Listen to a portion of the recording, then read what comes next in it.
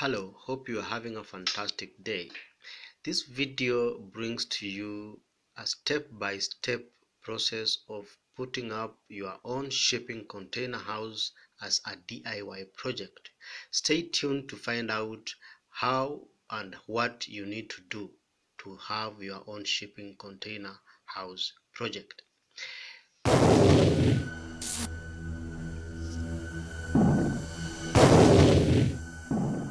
Good.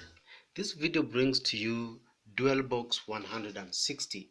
DWELLBOX 160 is a shipping container house project that has been designed using a single 20-foot shipping container. Stay tuned as we take you through the step-by-step process of putting up a shipping container house project in your backyard as a DIY project. Yeah, so if you haven't subscribed to our channel, feel free to subscribe to our channel so that you can be receiving our weekly updates on videos about shipping container house project. To start us off, we look at part 1 of this presentation, which is structure design. Under structure design, the first thing you need to do is to shop for a one-way shipping container. A one-way shipping container is preferred because it has less blemish as compared to a shipping container that has been used multiple times.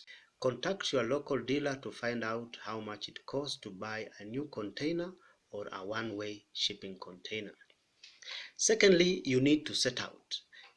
So using a rope and a few pegs, you need to set out a place where you need to put up your shipping container house project. In this particular instance, we have identified some space at the back of our garden that we are going to put up this particular shipping container house project. Once the set out has been done, you now excavate the space to remove the topsoil. So the area to be excavated is exactly similar to the size of the shipping container module you are using. In this particular instance, we are using a 20-foot shipping container. Therefore, we are going to excavate an area equivalent to 2.5 meters wide by 6 meters wide, and maybe add 300 millimeters on both sides for an allowance for working around the space.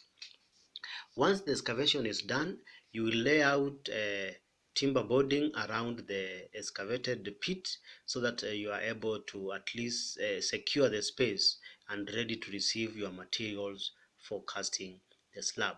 So in this particular instance, we are using a raft foundation. Therefore, we'll fill up the excavated space with some hardcore to a given height so that we are able to minimize the amount of concrete we are going to use in this particular raft foundation. Once the hardcore is in place, the next thing to do is to pour concrete. So we are going to use lightweight concrete, and then we pour it over that particular area that is 2.5 by 6 meters. So you need to follow strictly the guidelines on how to pour a concrete slab. You need to consider your climate, you need to consider the time, you need to consider the mix ratios for the aggregates, the cement, and also for the sand and the water. And also you need to do proper curing for your shipping container house project to be able to withstand that particular weight. So once the cast has been done, you need to continue curing your slab until it attains the maximum strength according to the prescribed code of curing a concrete slab. So once the concrete slab has cured, the next thing you want to do is to position your shipping container. So bring your shipping container on site. If you are using a crane or you are using any other means, deliver it on site and place it on the slab as indicated. So one thing you need to notice that a shipping container is load bearing at the 4 corners. So ensure that all the 4 corners are placed on top of the slab and none of the corners is left hanging. Next, you will need to mark out the window and the door positions. You need to ensure the height and the width of the door and the window is as up. Once you mark it out, the next thing you need to do is to cut it out. So you can cut it out using a grinder or a welding torch.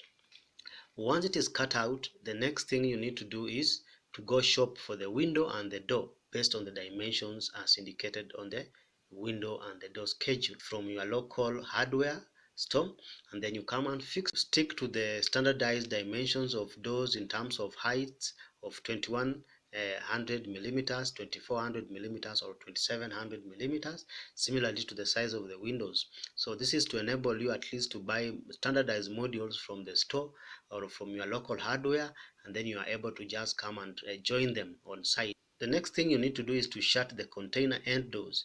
This is necessary because we want to ensure that the space is watertight before we do anything else. Yeah, in this particular instance, because we don't want to be opening those container end doors, we'll have to weld them both on the inside and on the outside to at least ensure we have a secure and safe joint. Next, we'll have to put up a corrugated steel roofing on our shipping container.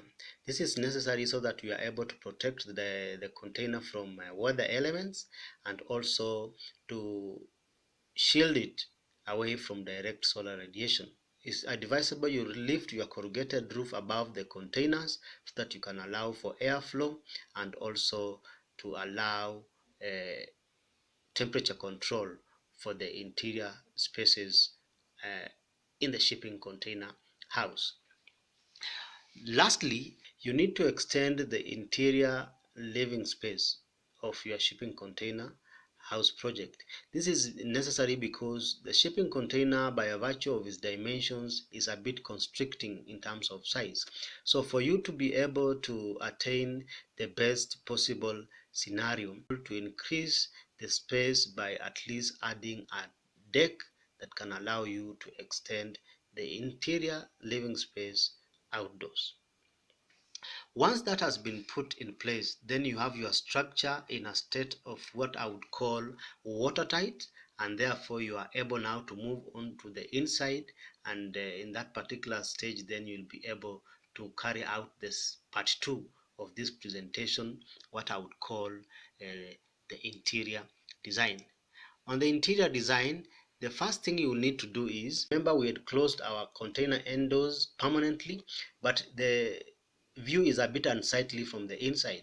So we need to cover the entire of that particular wall with a nice backdrop. In this particular instance, we'll need to at least cover it with some nice timber cladding, and the timber cladding should be well selected because it will also act as a backdrop for our headboard for the bed, because you are going to place the bed against that particular wall. The second thing we'll have to do is to fix the bathroom partition. The partition can be done using timber panels, or you can try out steel. So whatever is appropriate for you, feel free to do that. Yeah.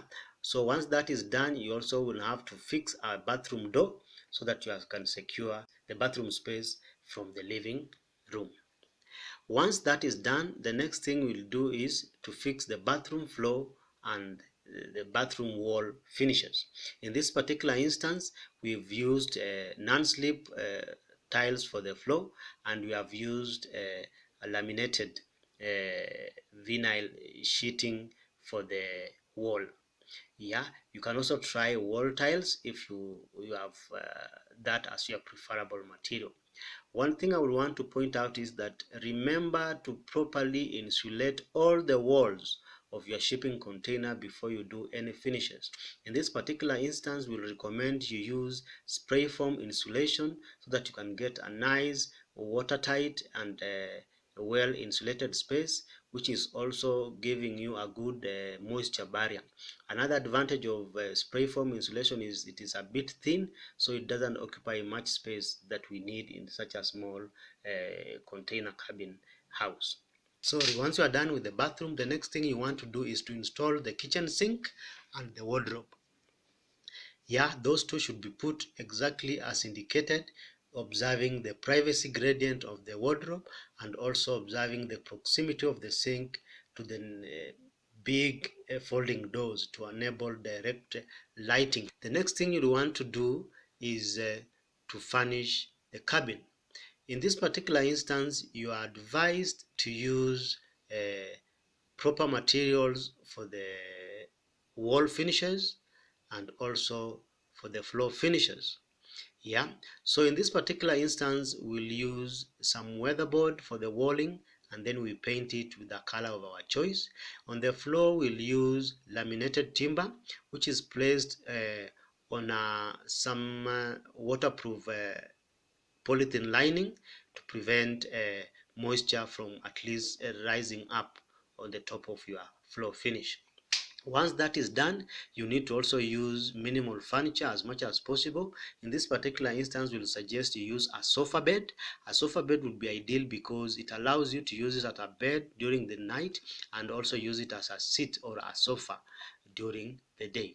So that allows what we call multifunctional furniture use. Once that has been done, you can also add a bit of outdoor furniture. Yeah, you can do a permanent bench on the outdoor, or some easy chairs as like the ones we've used in this particular design, so that at least you enhance the outdoor living of your small shipping container cabin. Once that has been put in place, the only other remaining thing is to add a bit of landscaping. Plant a bit of flowers. You can use a bit of shrubbery around your shipping container house. You can use a trellis on the wall of the shipping container to soften the steel corrugated walling that is a bit unsightly. Yeah, so that allows you at least to enhance the outdoor landscaping and also the quality of the outdoor treatment of your space around the shipping container house project. Once all those things are in place, the last thing you want to do is get your house ready. Put it in your backyard if you are doing it in a factory setting, and if you are doing it directly at the backyard, then feel free to list it on Airbnb and earn some extra income. So having gone through the entire process of how to put up a shipping container house, I hope you are able to do one yourself. If you have anything you need to find out or to be clarified, feel free by posting the comments below. In addition, there are two other things I would wish to mention before I conclude this video. The first one is you need to come up with a comprehensive cost estimate checklist, and this particular presentation is giving you a list of all the items that would suggest you list in your shipping container house project, so that you are able to budget and also schedule your work plan for your shipping container house project properly and in good time. The other thing I would also want to mention is the drawings. We provided you with a complete set of drawings, including floor plans and elevations. The floor plans and the elevations come in full color, and they allow you to also explore all those drawings in grayscale. Yeah. In addition, we also provided you a 3D floor plan that will enable you to at least to have an aerial feel of that particular setup in terms of interior design and also landscaping and also a bit of exterior design. So, what do you think about this particular presentation? Did you find it exhaustive enough to give you all the information that you require so that you can start your own shipping container house project as a DIY project? If no, let us know. If yes, also let us know. Do you like the video? If you do, give us a thumbs up, and remember to give us a comment in the description below. If you need further inspiration, kindly check our YouTube channel. We have done numerous designs on shipping container house that can help you moving forward. Yeah, if you need further clarification, or if you need to get a personalized consultation, feel free to contact us on our Facebook page by sending us a message, or contact us on our website as indicated. Yeah, if you want to buy blueprints of any of our designs, feel free to also contact us on our website by sending us an email or a message. If you haven't subscribed to our channel, feel free to subscribe so that you are able to receive weekly updates in terms of shipping container house projects. Thank you for your time, and see you in the next video.